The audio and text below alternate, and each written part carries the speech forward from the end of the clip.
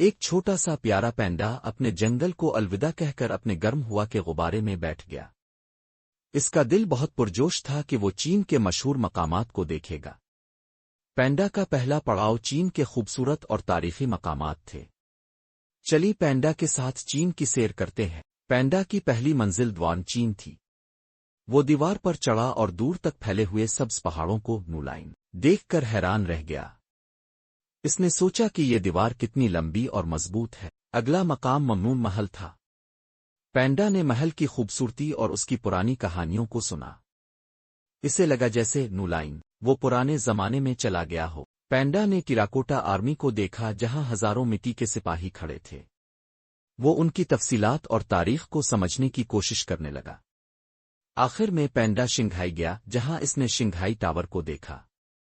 वो टावर की बुलंदी और जदीद डिजाइन से बहुत मुतासिर हुआ।